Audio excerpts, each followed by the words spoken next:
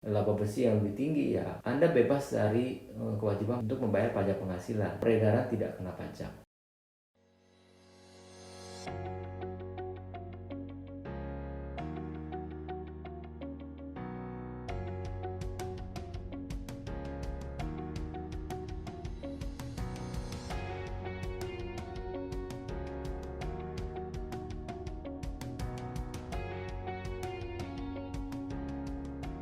Kembali lagi di channel HSI Consulting.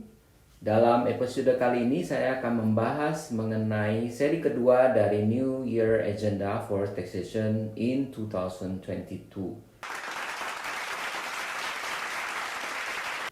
Oke, kita langsung, yaitu karena di episode yang lalu saya sudah membuat checklist mengenai para HRD perusahaan untuk dicek, untuk diketahui, dan untuk tidak dilupakan mengenai kewajiban pajak HRD.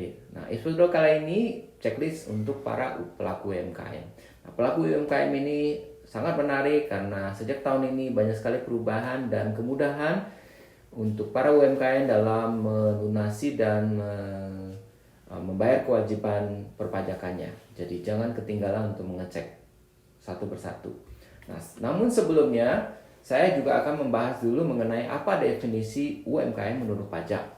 Karena Anda mungkin akan dengar definisi itu di dalam apakah ada yang sebagian menyatakan jumlah investasi, jumlah modal, ada yang menyatakan dari jenis produknya, tetapi menurut pajak sebetulnya definisinya hanya mudah saja, yaitu berdasarkan dari omsetnya. Nah, omset itu saya membagikan dalam jenis usaha mikro, karena memang UMKM sendiri adalah ini kata dari usaha menengah, mikro, usaha mikro, kecil dan menengah. Sehingga mikro, kecil dan menengah itu memiliki batas-batas omset yang ditentukan. Nah, mikro itu sebetulnya omsetnya hanya sekitar 500 juta saja. Yaitu kira-kira kalau kita rata-ratakan per hari mungkin sekitar 1,6 juta lah ya. Atau sampai dengan di bawah 2 juta, ya tergantung jumlah hari Anda. Tapi yang terjadi adalah yang kita tentukan adalah pokoknya omsetnya setahun tidak sampai 500 juta. Nah, Anda bisa berjualan apa aja. Anda punya toko, warung, warteg, ada kemudian restoran, rumah makan Padang, kemudian misalnya ada membuka toko-toko barang sembako di pasar, atau mempunyai toko kecil di sudut mana dari area pertokoan. Juga mungkin ada yang berjualan di lapak atau di mana di manapun ada usaha baik offline maupun online, maka dasar omset ini menjadi dasar Anda tergolong mikro atau tidak. Memang ini suatu dasar yang kecil ya. Memang ada, kalau juga ada yang pengrajin atau memang orang yang bekerja di bidang seni, itu memproduksi barang-barang handicraft dan sebagainya. Itu omset ini bukan penentu menjadi Anda, wah saya tergantung yang sangat kecil ya. Tapi memang dilihat dari mungkin rasio atau bisnis keuntungannya mungkin lumayan ya. Kalau bukan berarti omset kecil lalu menjadi minder atau golongan saya termasuk yang kecil. Tetapi memang kadang-kadang dari 500 juta atau 50 juta omset Anda bisa meraup laba bersih yang lebih tinggi, ya itu satu hal yang membanggakan ya. Nah, di sini pajak memberikan versi bahwa sejak tahun 2022 ini Anda bebas dari kewajiban untuk membayar pajak penghasilan. Karena ini istilah yang digunakan dalam undang-undang baru adalah peredaran tidak kena pajak. Kemudian selanjutnya usaha kecil. Jika sudah meningkat lagi, Anda usahanya mencapai sekitar di atas 500 tapi masih di bawah 4,8 miliar. Nah, Anda termasuk yang gudangan kecil ini. Nah, di sini ada fasilitas yaitu boleh membayar pajak dengan tarif spesial yaitu 0,5% yang kita ketahui bersama berdasarkan dari PP atau peraturan pemerintah nomor 23 tahun 2018. Lalu sudah berlaku sejak 2018. Dan Anda boleh menjadi non PKP, Anda tidak harus mendaftarkan diri menjadi pengusaha kena pajak yang mengenakan pajak dari PPN ya. Nah, ini memang termasuk golongan usaha kecil. Selanjutnya adalah golongan usaha menengah ya.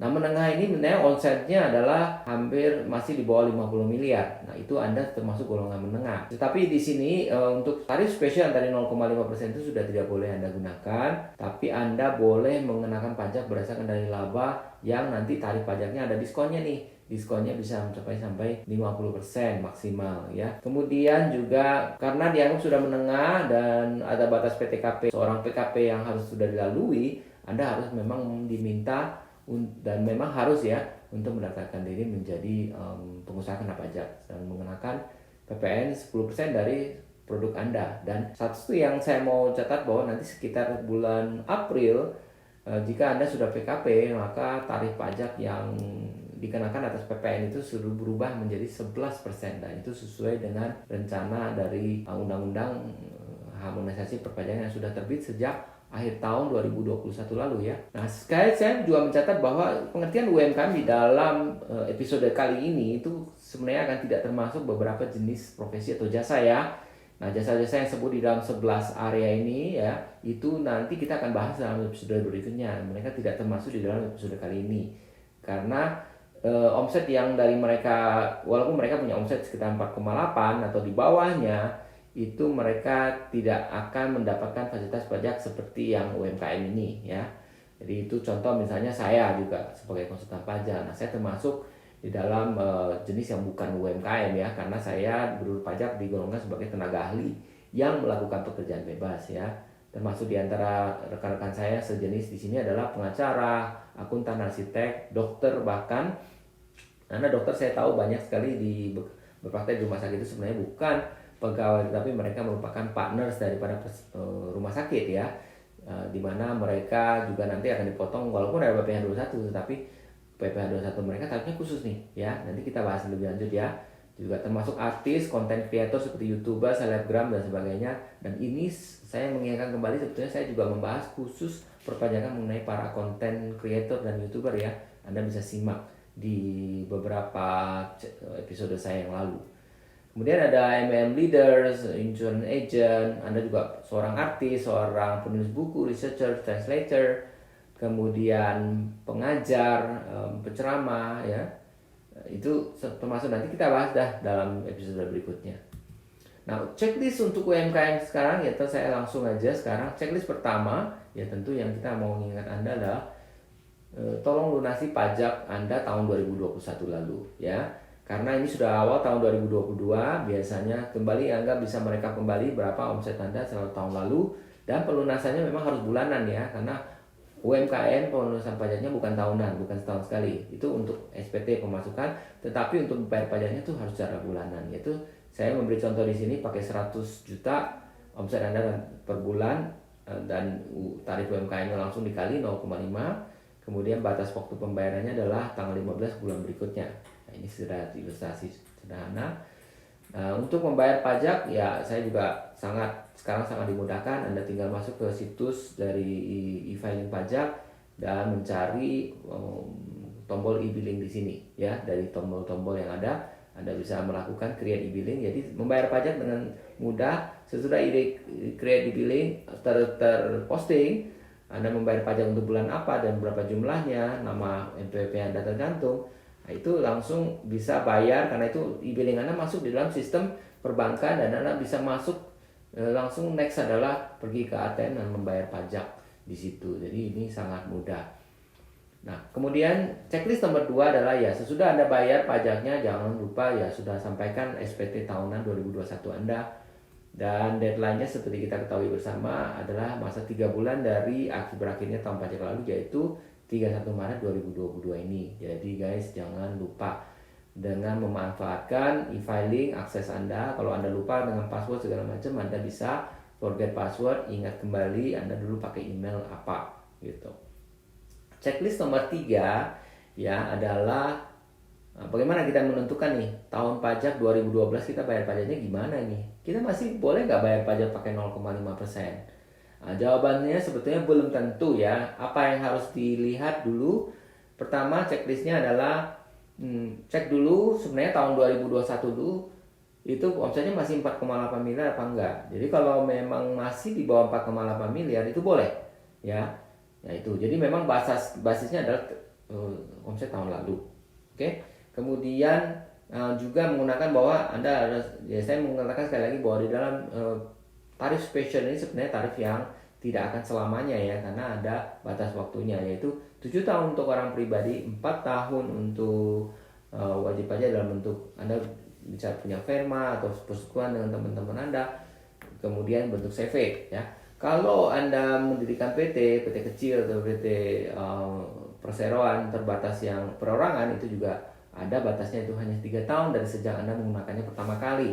Nah, kebetulan undang-undang ini berlaku dari 2018 lalu, jadi saya mengingatkan sekali lagi untuk Anda yang sudah punya CV yang pakai tarif seperti ini dari 2018 lalu.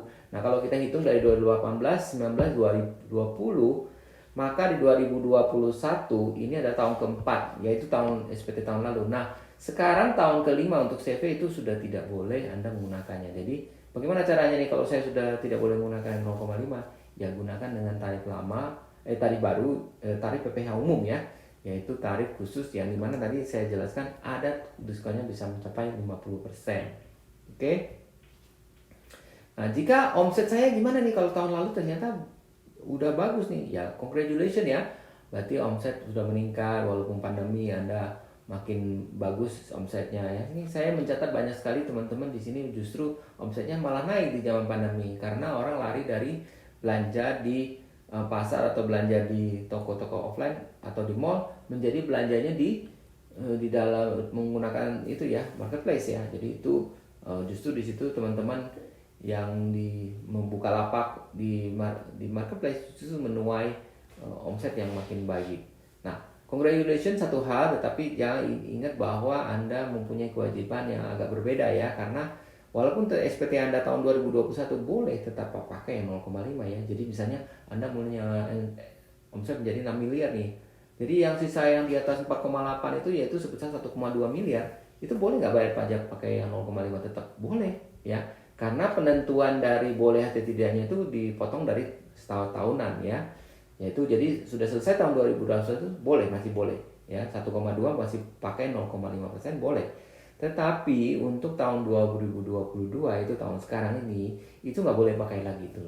Jadi nggak boleh pakai dari omset kali 0,5 lagi, tapi harus pakai tarif PPh biasa, yaitu PPh sekarang kita ingin saya cuma remind lagi untuk PPh badan ya, atau PPh orang pribadi ya. Nanti saya akan jelaskan ya. Kalau untuk PPh badan kebetulan ini saya contoh 22% ya, tapi ada diskon 50%. Nah, ini tetap menarik untuk mereka yang tidak menggunakan 0,5% lagi ya. Dan jangan lupa juga karena Anda sudah sundul unsetnya di tahun lalu di atas 4,8.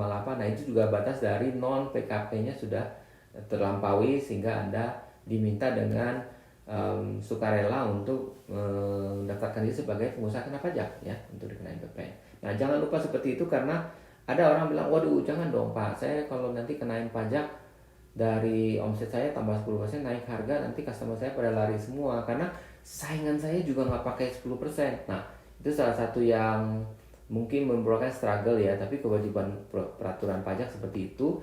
Hanya saja ada beberapa trik sebetulnya yang bisa digunakan. Nanti kita bahas di tempat lain atau di sesi lain mengenai bagaimana trik-trik untuk orang tetap menjadi non PKP ya. Tapi sekarang kita tetap UMKM dulu ya. Anda kalau melakukan perpajakan, salah satu yang Anda harus checklist di sini adalah saya harus jadi PKP nih kalau omset saya sudah sundul di atas 4,8 miliar tahun lalu. Nah, juga tambahan untuk mengingatkan Anda kalau omset Anda sudah di atas itu, karena Anda tidak boleh memakai lagi pembukuan sistem dengan pencatatan ya. Nah, itu Anda juga harus wajib menyelenggarakan pembukuan. Oh, saya orang pribadi apakah juga harus menyelenggarakan pembukuan? Ya Pak, mohon maaf. Kalau Anda WP pribadi mau melakukan usaha dan Anda omsetnya memang sudah sundul di atas 4,8, ya mohon maaf nih, ini negara udah mewajibkan Anda tolong dong mulai sekarang pembukuan. Pembukuan artinya apa? Ya kalau ada laba Anda bayar sesuai laba, tapi kalau saya rugi ya boleh klaim untuk kerugian itu, jadi Anda tidak bayar pajak dan kerugiannya bisa dikompensasi sampai dengan 5 tahun. Nah, itu menariknya ya. Cuma banyak orang yang tidak mau pusing dengan pembukuan. Nah, mungkin nanti session berikutnya saya ngomong tentang pembukuan bagi UMKM. Oke. Checklist nomor 4 adalah bahwa jangan lupa ada, tadi saya sudah bukan di dalam ketentuan tahun ini ada namanya peredaran usaha tidak kena pajak ya. Ini diparalelkan dengan PTKP ya. PTKP adalah penghasilan tidak kena pajak. Sekarang ada namanya peredaran usaha tidak kena pajak. Nah, ini memang berlaku untuk para UMKM. Nah, peredaran usaha berapa yang kena pajak? Itu tadi 500 juta setahun. Nah, kalau contohnya orang yang untuk usaha saya, misalnya omset saya 1,2 miliar. Nah, ini berlaku untuk tahun 2022 ini ya. Jadi Anda misalnya 500 juta pertama omset Anda tidak perlu bayar. Nah, di dalam contoh saya menggunakan contoh peredaran usaha yang sama ya, 100 juta setiap bulan. Nah, sampai dengan bulan Mei Anda tidak perlu membayar pajak karena omset akumulatif Anda hanya 500 juta sampai dengan akhir Mei, itu tarifnya berarti 0% ya. Tetapi tetap lapor ya nanti ya. Ada ketentuannya bahwa Anda tetap harus lapor walaupun pajaknya 0. Nah, mulai dari bulan Juni karena sudah akumulasinya di atas 500 itu baru mulai bayar pajak 0,5. Jadi Anda bisa menghitung dengan cara sederhana seperti ini sehingga tahun ini diperkirakan walaupun Anda omsetnya sama dengan tahun lalu nanti pajaknya lebih sedikit ya. Dalam contoh ini dibandingkan dengan tahun lalu untuk omset yang sama ya Anda bayar 6 miliar, tahun ini nanti menjadi hanya 3,5 miliar, bisa hemat sampai dengan berapa itu? 2,5 miliar ya, yaitu 5% dari 500 juta. 0,5% dari 500 juta. Oke. Checklist nomor 5 adalah bahwa saya mengingatkan jika Anda seorang UMKM yang memang mungkin sudah di atas PTKP ya. Di atas omset dari 4,8 miliar ya, Anda tidak boleh pakai yang 0,5% lagi. Tapi good newsnya adalah Anda bisa hemat 1 juta dari dibanding tahun lalu karena tahun ini tarif PPh-nya sudah turun ya, yaitu turun di level 1 dan 2. Anda perhatikan di sini warna di tabel saya warna biru itu untuk lapisan sebesar 10 juta di tarif 1 yang tadinya kena 5%, sekarang itu tadinya di tarif kena 15%, sekarang menjadi 5% saja. Jadi itu layer 10 juta itu orang penghasilan yang di atas 50 juta ya. Tadinya sudah kena 15%, tapi sekarang tertunda menjadi sampai dengan 60 juta baru kena, di atas 60 juta baru kena 15%. Nah, itu lumayan ya. Nah, untuk tarif level 4 sama 5 saya tidak bahas karena ini sepertinya jarang ya buat teman-teman di level UMKM sampai memiliki penghasilan sampai di atas 5 miliar ya, karena omset Anda aja omset aja 4,8 ya, penghasilannya nggak mungkin segitu. Kecuali tadi saya bilang misalnya beberapa seniman yang mungkin biayanya sangat kecil dari omset jual barang, tapi barang itu marginnya tinggi sekali ya, mungkin juga ada yang bayar sampai 30%. Tapi itu kita lihatlah ya, jadi Anda tetap bisa memakai tarif ini dan menikmati tarif yang lebih murah dibanding tahun lalu. Nah, checklist nomor 6 adalah jika bagi Anda UMKM yang sudah memiliki bentuknya badan usaha ya, dan usahanya juga sudah di atas dari 4,8, jadi usaha kelas menengah ya, dari segi omset. Nah, jangan lupa Anda bisa menggunakan tarif PPh pasal 31E ya. Ya, nah pasal 31E memang digunakan untuk WP berbentuk badan usaha ya, CV, PT, persekutuan. Nah, itu ada diskon sampai dengan 50%, jadi tarifnya dari 22% kali 50%, jadi tarif efektifnya 11% saja untuk tahun ini. Demikian untuk checklist saya, ada 6 checklist ya untuk para UMKM sekarang. Saya memberikan kesimpulan satu ya. Kesimpulan saya dari pembahasan episode ini, satu, pahami Anda termasuk UMKM yang mana menurut pajak ya. Jadi manfaatkan fasilitas pajak yang ada sebaik-baiknya supaya Anda tetap efisien pajak. Bagaimanapun biaya pajak adalah biaya sama dengan biaya-biaya lainnya, juga suatu biaya yang Anda harus bayar. Tapi karena kewajiban pemerintahnya Anda harus bayar pajak, Anda berpartisipasi. Yang penting jangan sampai nggak bayar pajak ya, karena nggak bayar pajak itu merupakan pelanggaran hukum juga. Nomor 2 ya, gunakan ke-6 checklist yang tadi saya sudah berikan untuk kewajiban perpajakan Anda di tahun 2022 ini, baik untuk kewajiban perpajakan yang untuk SPT tahunan yang 2001 lalu maupun yang tahun berjalan itu yaitu 2022.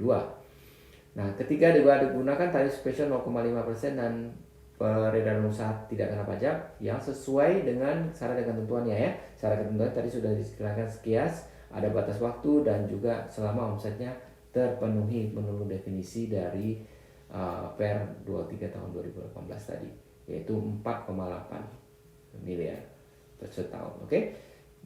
Kesimpulan nomor 4 adalah UMKM juga harus menggunakan tarif umum ya.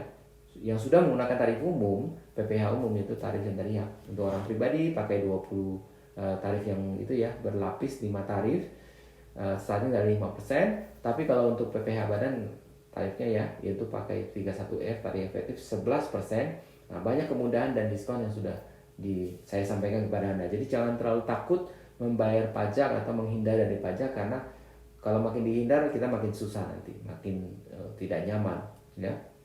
Dan Anda mau usaha Anda berberkah baik untuk Anda dan keluarga dan juga untuk pegawai Anda, untuk masyarakat, tapi Anda tidak mau menghindar dari kewajiban perpajakan yang nanti Anda mendapatkan masalah di kemudian hari. Oke. Kemudian terakhir dari saran dari saya adalah saya juga punya satu video tentang tips pengisian SPT untuk UMKM. Nah, itu ada linknya, nanti disampaikan di dalam link ini. Jadi Anda bisa menyimak juga itu untuk pengisian. Karena seri ini saya untuk tahun ini saya tidak akan membahas mengenai tips-tips pengisian SPT ya. Jadi Anda sudah pernah menonton, bisa mengikuti, saya sudah membuat channel ini, membuat episode tentang pengisian SPT ini. Oke, sampai sekian dulu episode kali ini. Saya harapkan semoga isinya berguna untuk Bapak dan Ibu. Dan jika Anda merasa bermanfaat dan perlu orang lain juga yang tahu mengenai episode ini, silakan di forward dan sampaikan kepada sebanyak mungkin teman atau kolega yang sesama pelaku UMKM. Dan untuk itu saya menyatakan terima kasih atas perhatiannya. Sampai ketemu di next episode. Silakan beri tanda likes dan subscribe untuk mengikuti channel kami secara lebih teratur lagi. Salam sukses.